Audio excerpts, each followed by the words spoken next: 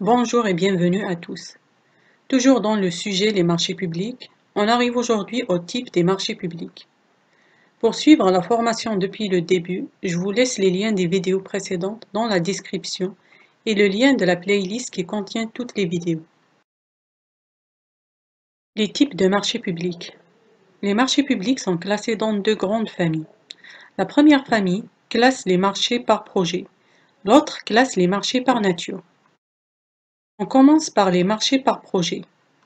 Les marchés par projet contiennent trois types: les marchés fournitures, les marchés travaux et les marchés de services.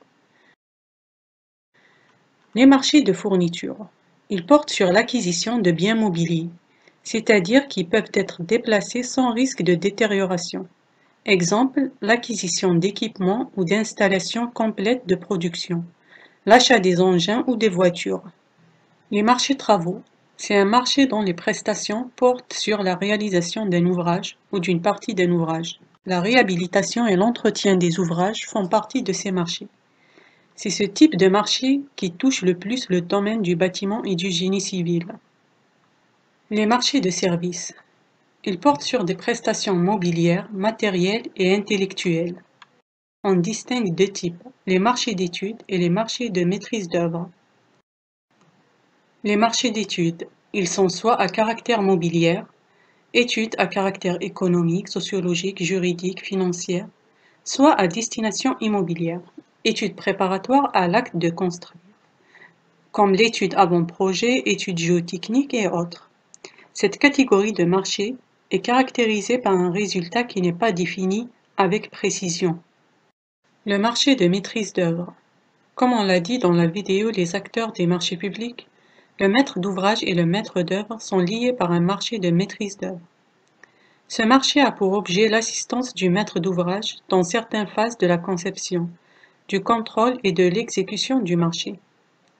La maîtrise d'œuvre comporte les missions suivantes: l'esquisse du projet, l'avant-projet, projet d'exécution, assistance dans le choix de l'entrepreneur, suivi et contrôle de l'exécution des travaux, présentation des propositions de règlement, ainsi que toute prestation nécessaire à la bonne exécution du projet. On passe à la deuxième famille, qui concerne les marchés par nature. Les marchés par nature. Cette famille contient plusieurs types. On commence par les marchés simples.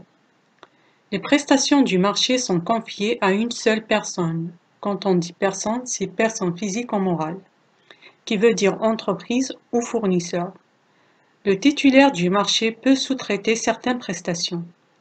Ce type de marché est caractérisé par des prestations précises, des quantités et des valeurs arrêtées à l'avance.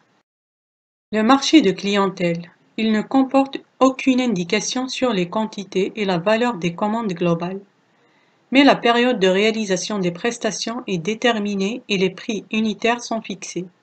Le marché à commande.